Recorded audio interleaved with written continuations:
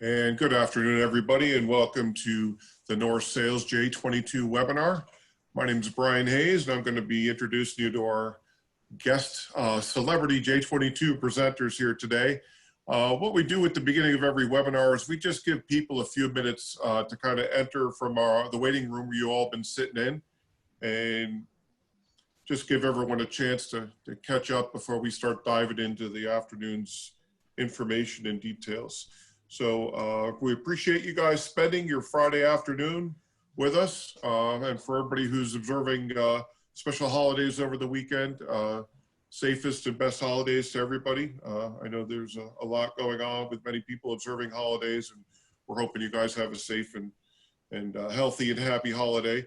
We're going to kind of slide on here, and we're going to go to the next slide here, and just remind everybody before we dive into our presentation that now is a great time to support the class and make sure your membership is renewed.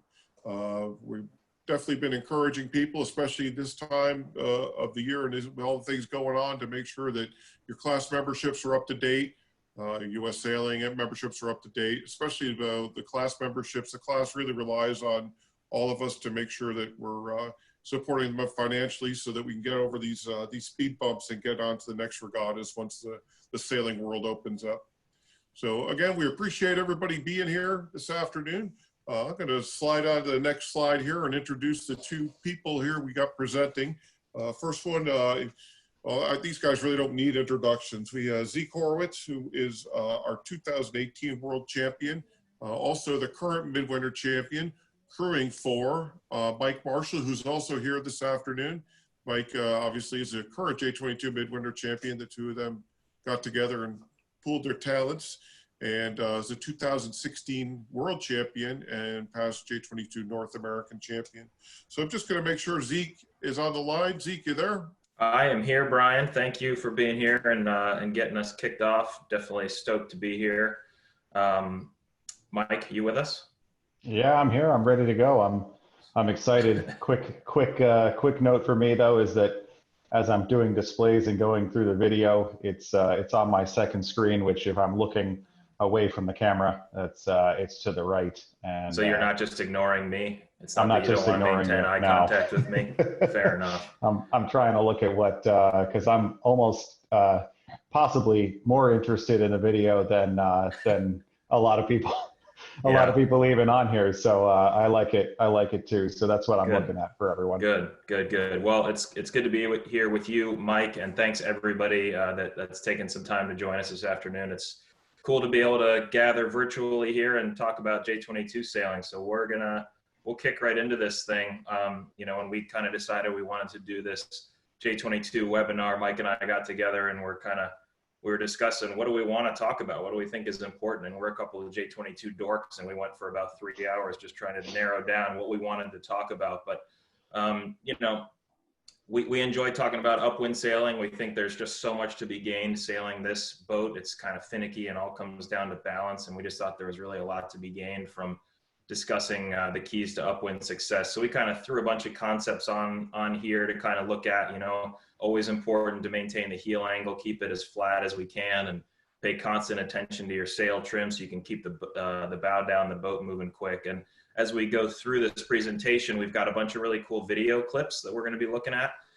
Some from light air, flat water, then we end up with some pretty breezy kind of fun stuff that Mike took some video of down here in Annapolis. And so we're just kind of going to go through all these these kind of key points that you see on the screen here through the videos. But the things we really want to point to through these videos are the importance of having dynamic sail trim, both the main and the jib.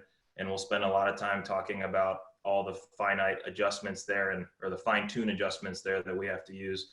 But it's all about using dynamic trim to keep the boat really nice and balanced. It's all about finding balance so the boat's easy to sail at a high average speed.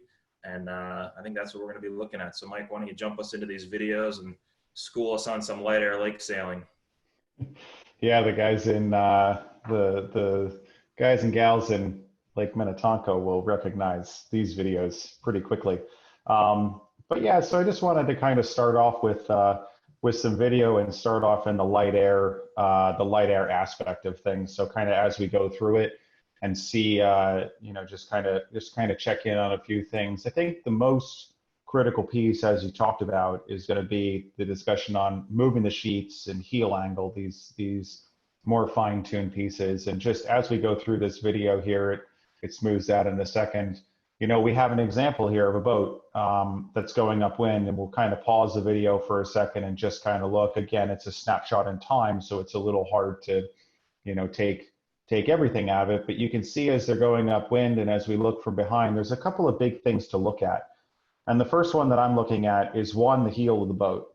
And I'm really looking at, and Zeke, jump in whenever you feel like you have something that I've said incorrectly, and feel free to be ready here. But the thing I'm looking at is I'm looking at heel of the boat, and in such flat water, if you look out here in this video, in such flat water, I really think that these boats, you can sail them very, very, very flat. And in this situation, you can actually see that all the crew are already on the rail, and so the boat, is in powered up phase. It's in that phase where you're no longer really moving in and searching for a way to get the boat going. You're more in the phase of really trying to pressurize the rail to push the keel down in the water to accelerate the boat forward, as opposed to using it to heeling moment. And there's a couple of things here. You see one crew's leaning in, and how do you get flat? You get flat by either easing the sails or flattening the sails or hiking harder.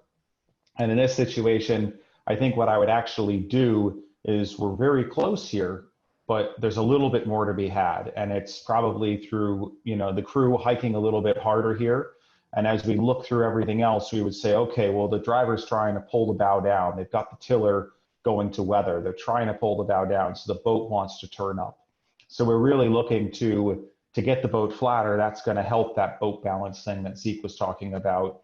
What else are we looking to do? You can even see, Mike, that I agree with you. They're not far from being on the right flat heel angle, but they're not quite all the way there. And if you look at the sail trim, you wouldn't say that they're way eased, but they're not all the way into it yet. So you're saying, what can you do to flatten the boat out in this case? And I think the answer is get that crew out hiking a little bit more and get the boat really all the way to flat. Yeah, exactly. And then are they, the next question you ask is anything being left on the table here in terms of sail trim? And if we just go backwards for a second and we say, we always have this holy grail of, okay, well, the sails need to match each other. And the question that I always have is, well, how the hell do I know that when I'm on the boat? It's really, because I can't see the leech of the main without going back there. And I can't go back there. That's not fast. But I think there's a lot of positives here. Booms on center line or a half a boom width above, and I think that's really good.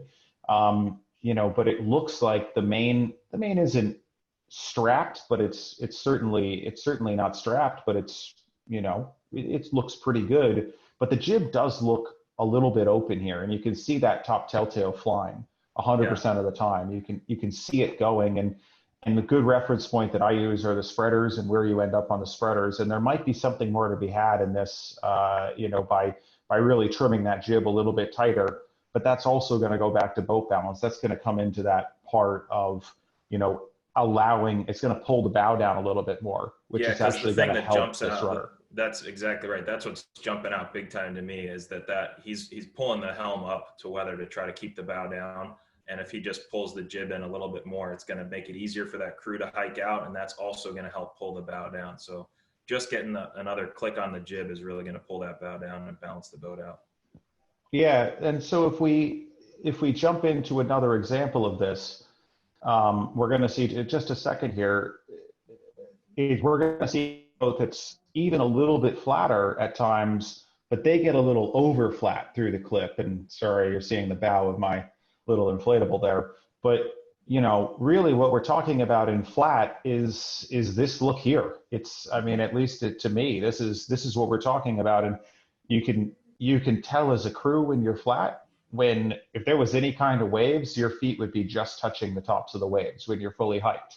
And even here, you can see this crew's he's pulling his feet up away from the water, whereas on the boat before that, there was a much bigger gap between his feet and the water. Yeah, exactly. Sorry about that. I got a A little out of sorts here. But yeah, so you can see, and they're really hiking hard. But then as we let the video progress, you see what happens here is they get into a bit of a lull. And when they get into that bit of a lull, right there, this is something, and I'll let you lead with this, Zeke, because this is something that we talked about at length a little bit before this and what's actually going on here. Yeah, so obviously when the boat gets over flat like that, that's not exactly what you're looking for. You want to be able to get the crew weight in off the rail a little bit sooner. A lot of that, this is lake sailing, so this lull probably hit them kind of out of nowhere. But whatever you can do to sort of count down that lull so that you're able to be proactive about getting the crew weight in so the boat doesn't heel to weather like that. But the really big thing that jumps out from this video is as the boat heels to weather, how much the boat turns down. It's turning just away from the wind really, really quick as it heels to weather. And that's what you really need to avoid. It's almost, wouldn't you say, Mike, isn't it better to sail with a little bit of windward heel and push the tiller? That's really what you need to do, I think, is push the tiller away and keep the bow up so that even if you heel to weather for a split second, you're not losing that distance to leeward. And so I think, the helmsman not being hesitant to give a little push on the rudder at the same time that the crew moves in and maybe eases the jib out a little bit. That's going to also help the bow stay up a little bit. That's kind of what nobody likes this feeling of heeling to weather, but it's really important to try to keep the bow up as this happens to you. Yeah, I think you're spot on to what I would be saying here is that, you change and watch how much the bow changes. And, the comment is, okay, well, if I push the rudder to leeward and that's against the way the boat wants to go, then I'm just dragging the rudder around. But in this situation, by letting the bow go down so dramatically like that, you're changing the direction of not only the rudder, but the keel as well. Mm-hmm. And you're doing it not once, but twice, because when the pressure comes back, you have to come all the way back up. So in this situation, I agree, unless it's a pretty major header on the telltales. And it's really important to remember that sometimes when you do have a header on the telltales, it's important to remember that you're not, it might be, so sometimes it's important to remember that if you do just get this quick header on the telltales, that it's just the boat decelerating because the breeze has gotten less, if that makes sense. Does that kind of follow? Yeah, no, absolutely right. But I think in that case, easing the jib too is really good because we're talking about the balance of the boat, and the jib being over trimmed is going to turn the boat downwind as well as that weather heel. And so both of those things happening at the same time is why this boat dramatically bears off when they get this lull. So I think being really quick on the jib trimmer to give it a quick little burp, that's gonna stop the bleeding a little bit as you get the body weight in and get the boat back to flat. But they do a great job in this video once they kind of recover from the boat getting too heeled to weather, and you'll see the sails kind of go out and the bow's going to start to come back up to that normal sailing angle. But right here, like, cruise needs to be jumping in, and you should see a big dump of that jib leech to prevent the bow from getting pulled down too much. And again, now they're moving into leeward. You'll see the sails kind of both go out for an acceleration, and the bow's going to come right back up. Yeah, it's really interesting in this because they actually do a very good job of letting the sails out and getting the bow back up when this, at the end of this clip, they do a very good job of actually doing that.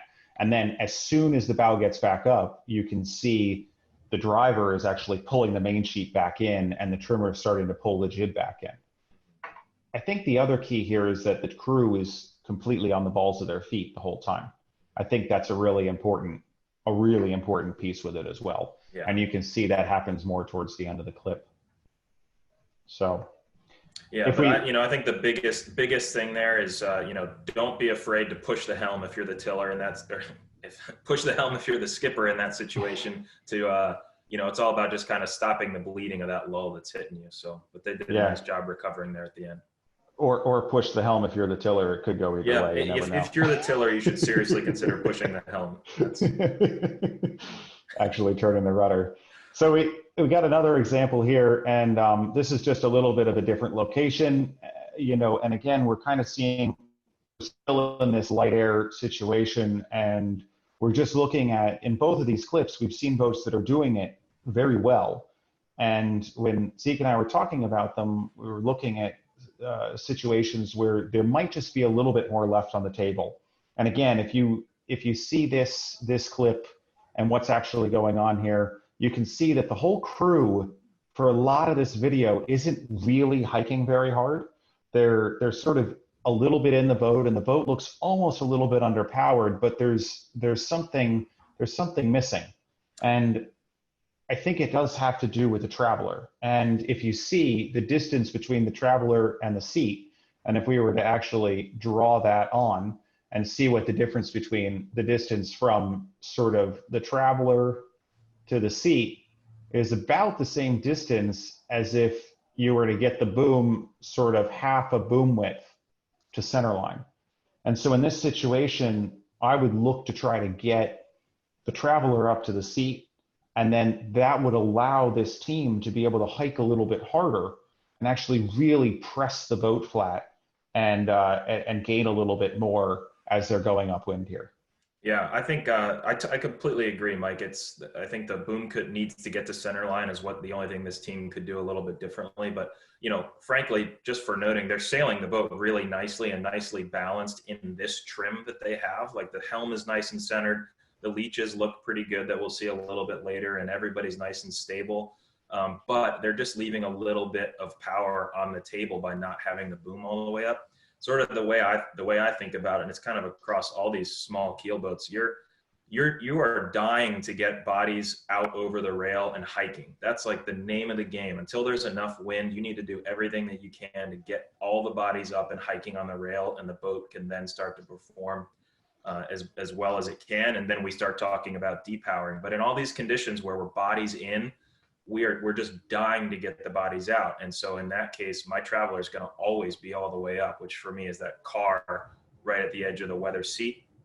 I don't ever think about moving a traveler down until we have bodies hiking and we're starting to depower. So that's all we're talking about in this, because they do look really nice and balanced. The sail trim looks okay. They're just leaving a little bit on the table by not having that traveler all the way up. Yeah, and I think it's actually really interesting though, because you see the boat heel to weather there slightly, and that's the time that the jib trimmer actually decides to move in and have a quick look at the jib, and you can actually see the other crew member hop out on the rail and hike really hard to to kind of offset that. And you can see they are using an opportune time when the boat is gotten flat to be able to get in there. But still, as you said, it's just a little bit left on the table. And as we look on the sail plan too, you can actually see, how do you know on the boat that you actually see this, is that when you have the jib trimmed in, if we rewind just a little bit here in this clip, we'll actually see the main starting to bubble in the front. And that main bubbling in the front is another potential telltale sign that you can actually see from on the boat that says that maybe the slot is a little bit closed. And how do you fix that? You either trim the main harder, or you can move the traveler to weather to kind of open that slot back up a little bit. Yeah, totally. I just think so. It's interesting to see, I think. No, it is really good. And again, they don't look terrible. We're getting a little bit greedy here, but that's our job. I think it's just a matter of getting the traveler up, and I don't move the traveler down until the second we're starting to, the backstay's got to be on before I'm going to start dropping the traveler. And certainly all the bodies are going to be up. But the other thing that I thought about, we can move on to this slide. Let's move on. We can go back if you want.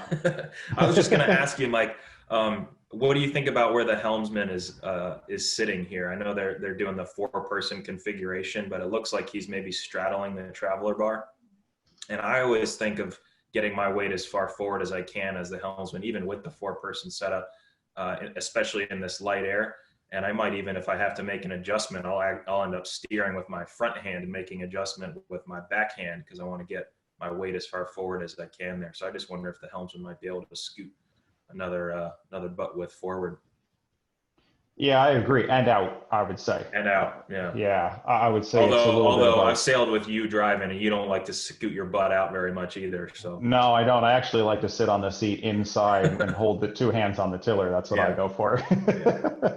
No, but I would say at least on the, it's at least on the in the area between the sort of cockpit tow rail and the outside tow rail, I think are good places to be further out. I would agree. Is that, you want to move on from Yeah, this? you now have my permission to move on. Okay, good. Just got to make sure here. Unfortunately, we're not going to get to see some stellar spinnaker sets here, but we just, and as we're going through this, we're always thinking about it. So the first two videos we've seen very close trim, and then the second one we saw again very close trim, better heel angle, but maybe a little bit left on the table for for the way the boat's going upwind. And in this clip, we actually, after the first part, we actually see a situation where we've got really nice trim. The boat's nice and flat. You can see the trimmer's always looking at the jib in this clip. The driver's got the main sheet, the tiller hand's rested. The boat's going upwind really nicely. There's not a lot of extra movement here. You can see the team moving in well, and this whole time, this boat's going nice and fast. And as we let the clip progress, you'll actually see when the bow comes down a little bit, or when they get a bit of a lull, you'll see the trimmer move in.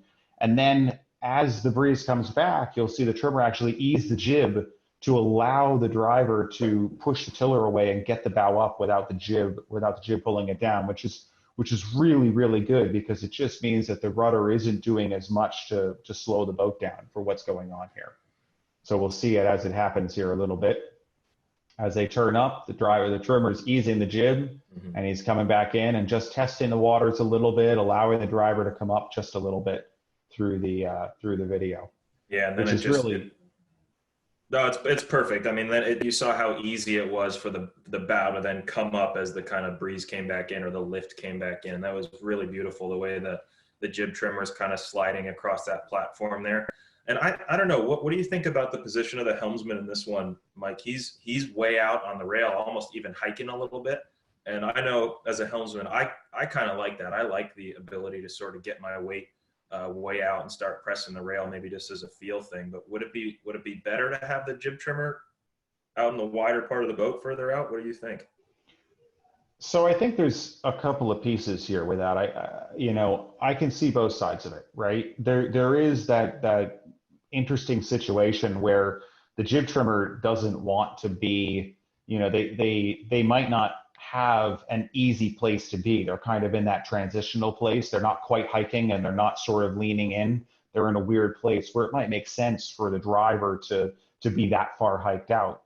But there's also the situation where if you're in any kind of waves, you really want the weight in the boat to be a little bit more together. And so in that case, I think maybe I'd like the driver to scoot in a little bit and the trimmer to kind of lean to weather, and that's going to allow the boat to really, start to get the weight together and start to take off in that time when you've got a little bit of waves out there. It also, that trimmer being in the widest part of the boat and being able to really squish down on the rail, really at times when you gain 1 or 2 knots, helps to pressurize the rail, hook the keel up, and the boat just absolutely takes off. Yeah. What about the bow person there, Zeke? What do you think? Well, before we go on to the bow person, I like what you were just saying there, because I remember a very blatant memory from the Annapolis Nude a couple of years ago, where I got schooled by the hot toddy, Jeff Todd and Chip and those guys, when exactly that happened. We were sailing in that sort of condition, sort of like this, where it's not quite windy enough to get weight out. You're just dying to try to get that flow over your keel, get your keel hooked up so the boat can start going.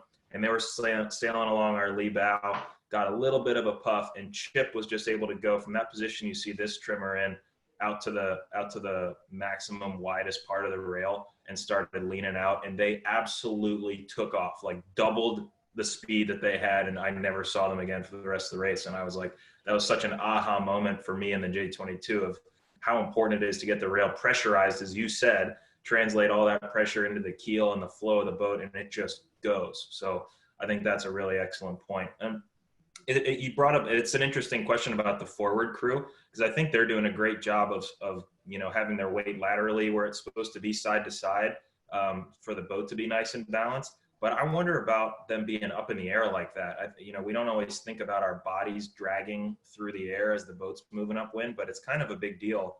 I wonder if there's a way for him maybe to get his butt down on the rail and sort of slither his shoulders in against the cabin house, or something to just decrease his air drag? You're into Formula One, right? You probably know the answer to this. Yeah, well, drag is a power function, right? So the faster you go, the more it affects.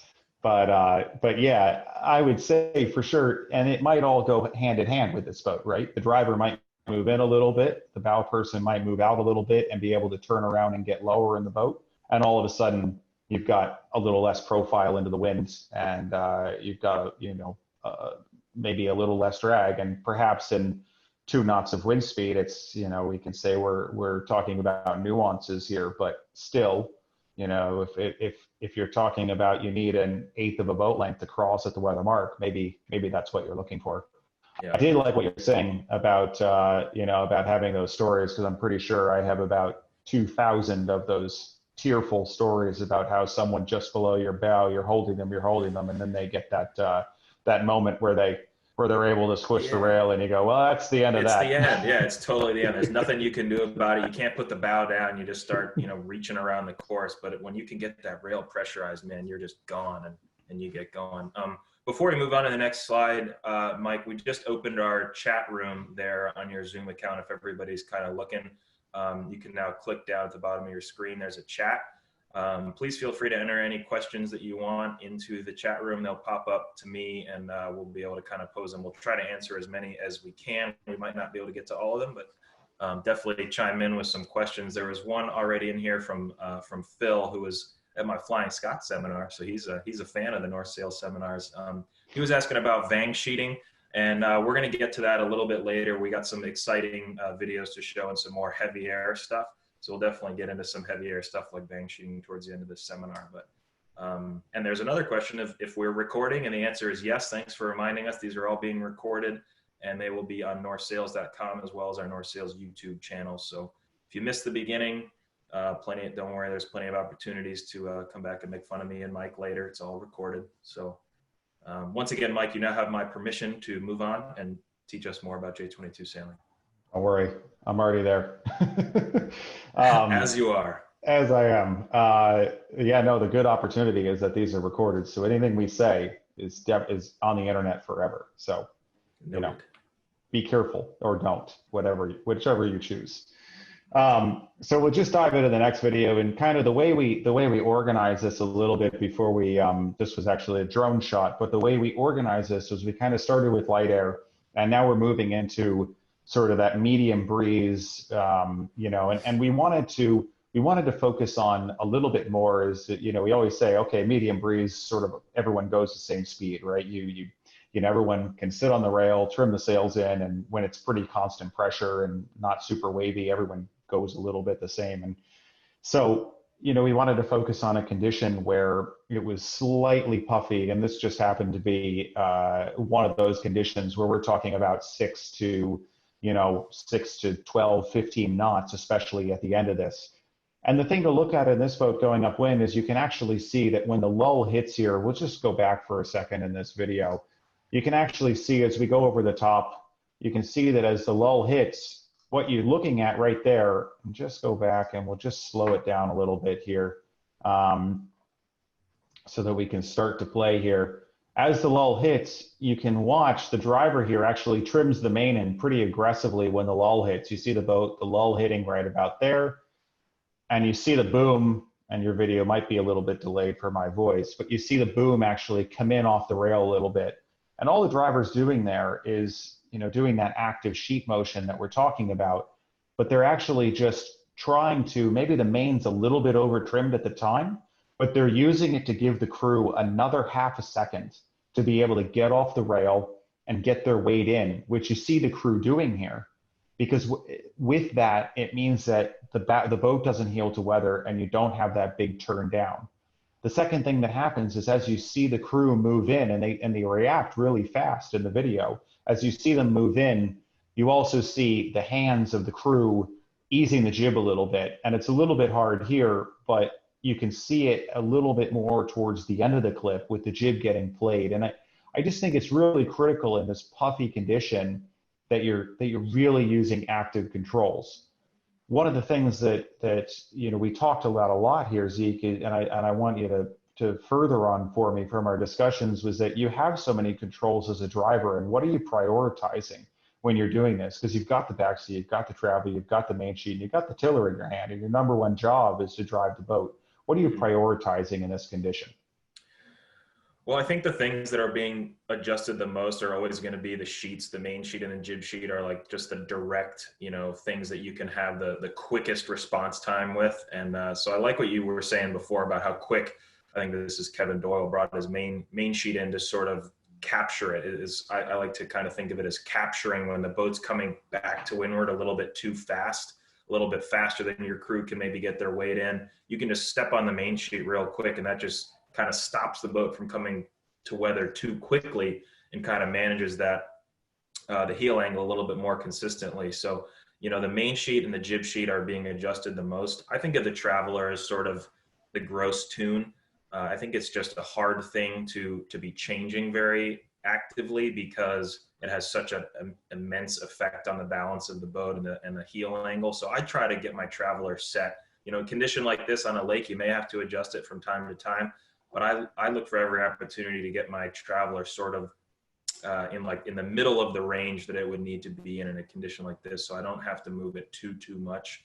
And I like to just play the backstay and the main sheet the most as the driver. So you know, it's important to be able to. You kind of brought this up before, Mike, that you like to leave the Traveler maybe just a little bit on the higher side of perfect. That way, you're able to do this capture that we're talking about. Yeah, I think that's the critical thing for me, is that I always like to leave the Traveler a little bit higher, as you said, than what I think perfect is, because when are the tiers going to come? The tiers are going to come at the time when the boat is most underpowered, and I can always ease the main sheet a little bit more if my Traveler is a little bit too high. But if it's too low, I've got nothing left. I've got nothing else I can do to try to stop the boat from heeling to weather. The other really cool thing is that when the driver here, when Kevin here actually trims the main in, it actually forces the bow up too.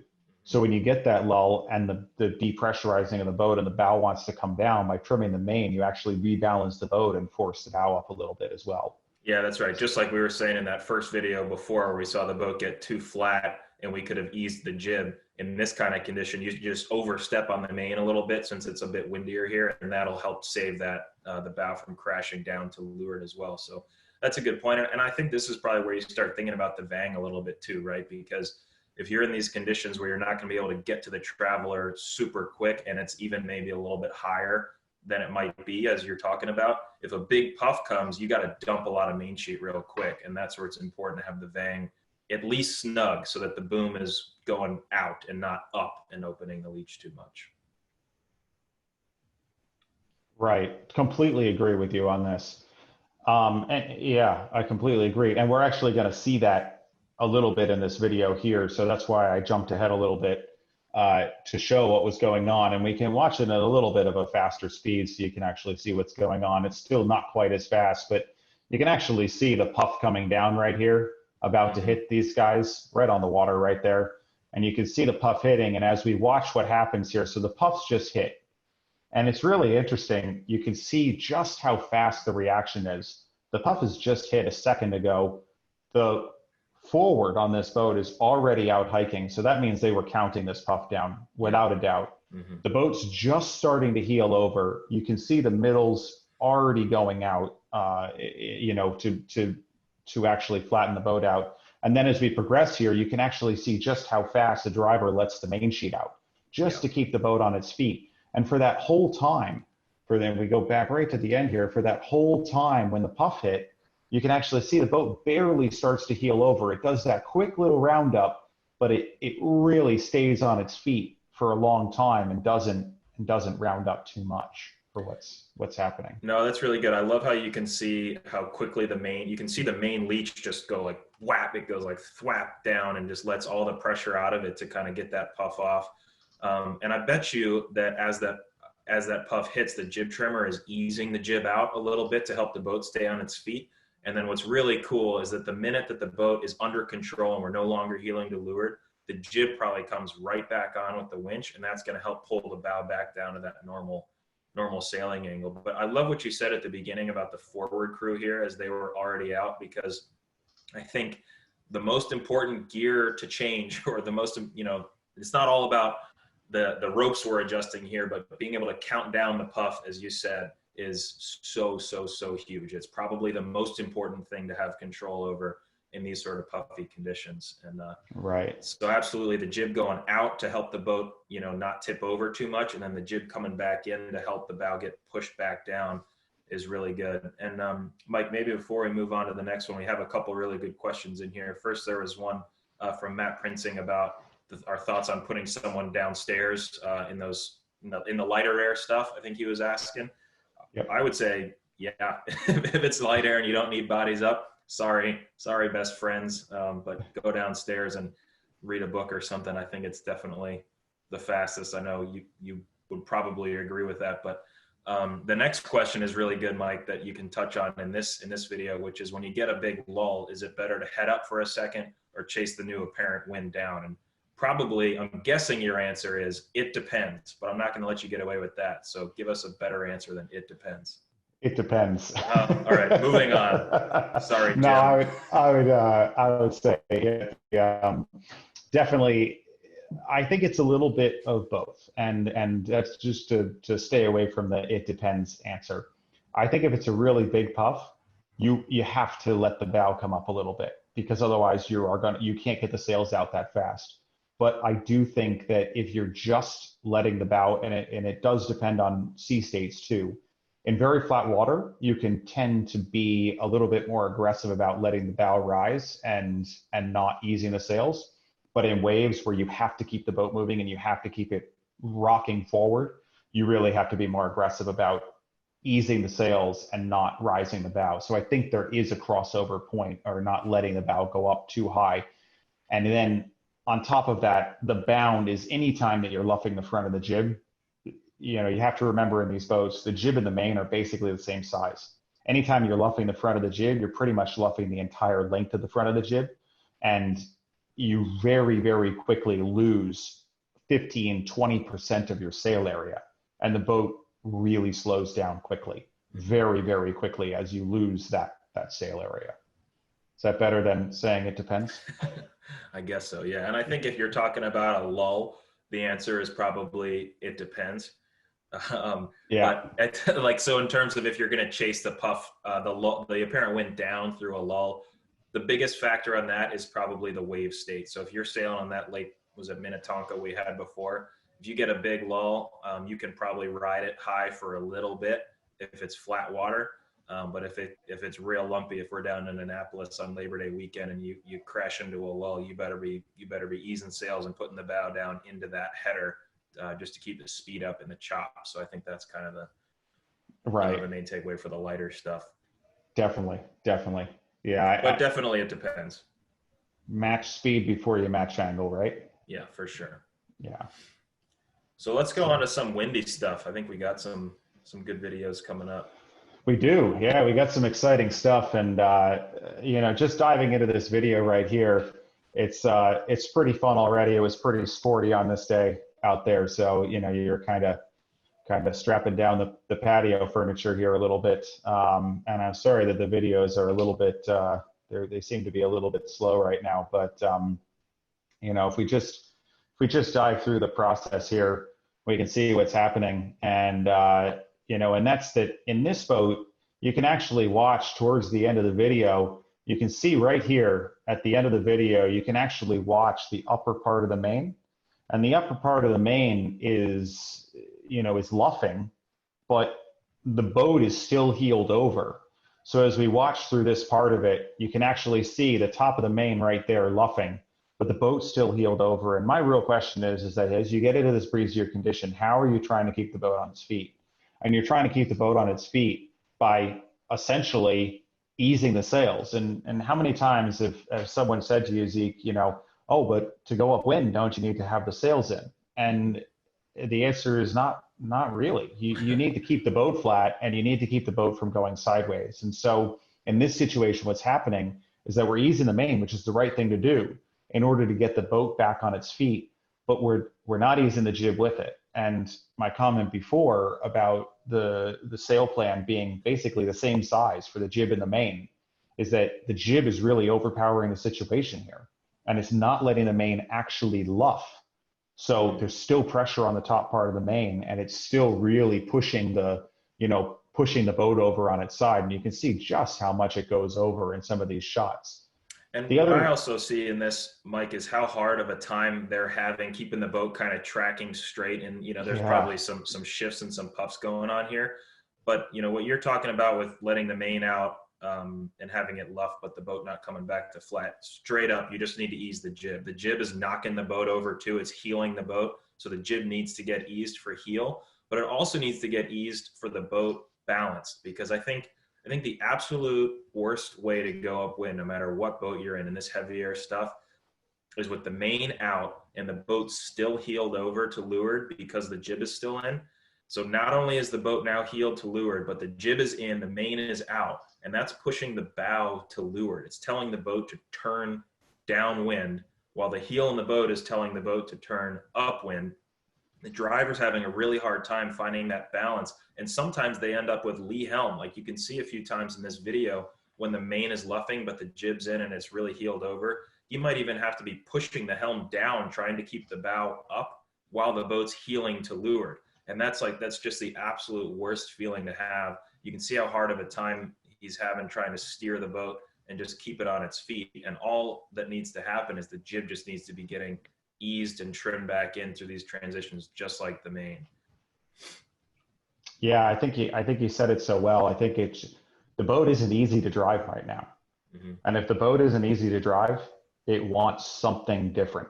That's what for me, that's what it comes down to.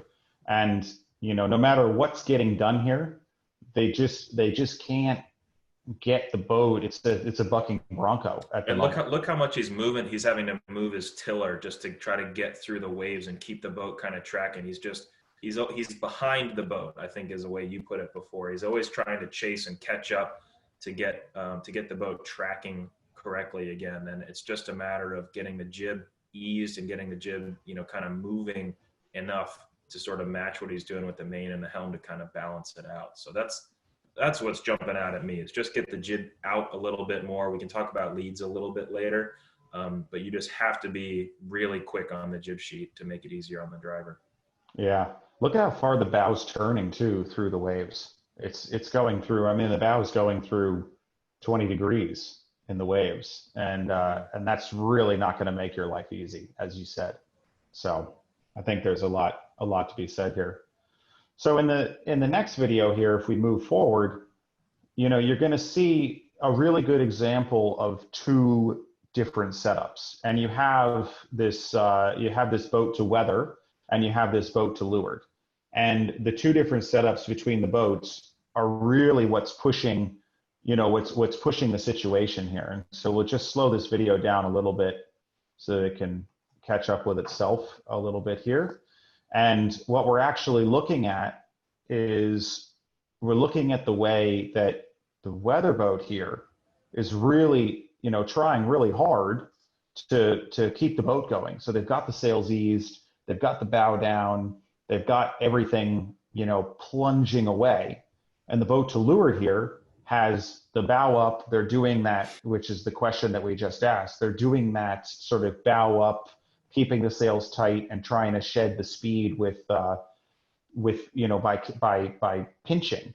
And I think there's something to be had somewhere in the middle here. Is kind of when I watched this video. Yeah, no, it's kind of like that boat to weather, took our advice from just that last slide and did it and just went a little bit too far. Where this, it's a good look. And if they're sailing out by themselves with no other boats on the race course, that might be a really fast sort of bow down VMG mode. You can see how flat they were able to get the main. I think they probably maxed their backstay real nice. But they're sailing just really bow down and fast. And it's probably just a little bit too low by the time they got another 60 J22s on the race course.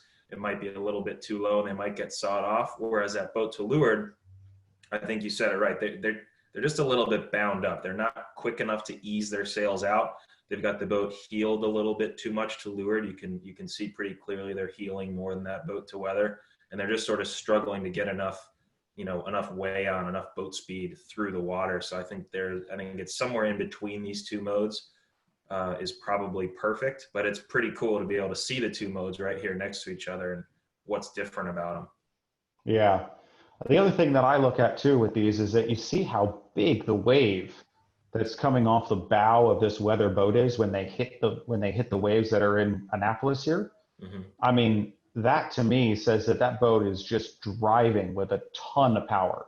Mm-hmm. That boat is just, keeping rolling no matter what's happening. And you can see the way it's just shedding water off. And that's always the feeling that I go for with these is I'm going for that, when I'm in breeze and I'm trying to keep the boat going fast, I'm going for the feeling that the waves aren't stopping me. If I feel like I hit the wave and I park, then I know that I'm in a situation where I'm just getting too, absolutely too slow. So I think you're pretty yeah, and, right and there. the waves change it a lot, with how wavy it is here in Annapolis, as you said, it might be a good mode to be a little bit in this bow down sort of deal, but it's probably a little bit too much, if there were a lot of other boats around. But I like what you're saying about that bow wave, and the boat's surging forward. That guy's he's not on the bucking Bronco that he was on in the last slide, right? It's a little more balanced, and it all came from getting the jib eased enough that he could then ease the main and the boat would sort of depower and go forward. And I think we'd all probably agree that boat to lure is just heeling a little too much. They need to just get more backstay on. And I think, I wanted to bring up the point of the backstay gross tune here, Mike. I go through a huge range of that. I've learned the lesson the hard way in both light air and heavy air when I've gotten lazy about the backstay gross tune. But I think there's so much to be had by having the gross tune in the ballpark and making sure you're able to get enough backstay on, and that it's easy to adjust when you're in this big breeze. Yeah, I think that's definitely a big critical part. And it's something that when we were doing this clinic, we talked about a lot. We talked about a huge amount. And it's just allowing the main to be flat, because there's no reason to luff the main when it's hugely deep, because that's just, again, extra drag. And in this wind speed, that's a lot of extra drag. So if we just move forward here, again, we're seeing a little bit of a difference here in the way that that the boats are set up, and we're watching the changes, and we've now gotten this boat to be in a more surging forward kind of method. And if we actually move a little bit forward here, and we'll just slow down, we can start to look at the video of, okay, well, now we've gotten the boat bow down, we've gotten into the surging method, we've gotten the main sheet out. The main is way more twisted than it was in the first video, and it's not even luffing. But then we start to look at the foot of the jib in this video. And to me, the foot of the jib, I always go by that rule that I'm looking for the foot of the jib to be basically centered over the top of the tow rail.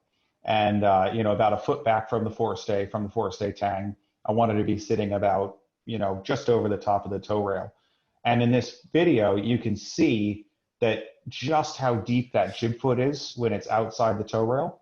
Mm-hmm. And I think, I'd be moving the cars back here, and just moving the cars back, what it's going to do, and my rule of thumb is I always find the place where I'm having to keep the jib sheet for that wind condition, wherever that may be, if that's 6 inches, if that's 12 inches, 10 inches away from the block, the clue being away from the block on the deck, I'm always setting my car so that when I ease the sheet to that amount, my foot is basically just directly over the top of the track, is what I'm always looking for. Yeah, no, I think that's good. It's definitely, in this breezy stuff, time to start moving the leads back a little bit. And the other thing that's going to do is it opens the slot a little bit more. We kind of all talk about the slot, that gap between the leech of the jib and sort of the belly of the main. And don't forget that, we talked about it a little bit before, but if the jib's in too tight and the main goes out, you're just easing that main down into that slot, and that's going to make it luff more. It might not be actually luffing from the wind, but it's the return coming off the leech of the jib into the belly of the main that's going to make it luff. So by opening up the slot a little bit, which you do by moving the cars back, as you're saying, you're giving yourself more range on the main, where you can ease the main out a little bit more to flatten the boat without having the main start luffing in the middle there. But so I love the point about the jib leads, but it's just amazing to see this boat. This is the same team we saw in the very first video having a hard time. And here it's even windier, I think, and wavier, but they've gotten the jib eased. You know, maybe they could still improve on the lead position a little bit, take some power out of the bottom of the jib as well. But it's just amazing to see this tiller is steady now. The mainsail is not luffing as much, even though the leach of the main is probably further to leeward, and they're just having a much easier time. Even in that big knockdown puff there, they would have spun out before, but just getting the jib eased enough, and they're playing the jib a lot more here, and the boat's just easier and more fun to sail. Yeah, I agree. And, you know, it's pretty big differences though, but when we, you know, from light air to this, but when we really come down to it, you know, there are similarities, right? Those similarities are still there.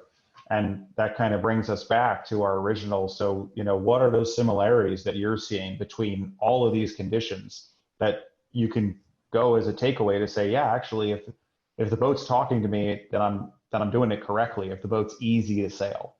So what are those similarities that you see? It's getting those leaches matching up again, where in that one they matched up a lot more, getting the boat flat. And in that much breeze, you're not going to have the boat dead flat, but it's about managing that heel angle, just like we talked about in the light air of managing the heel so that you're not heeling to weather and messing up the flow on the keel, then heeling to leeward again. Same with the heavy air stuff.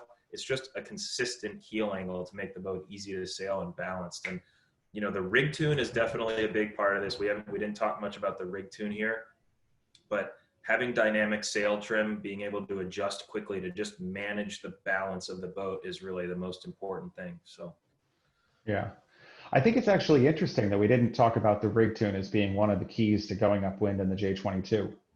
I think that's actually you adjust your rig. I thought you just move the sails in and out and yell at your crew.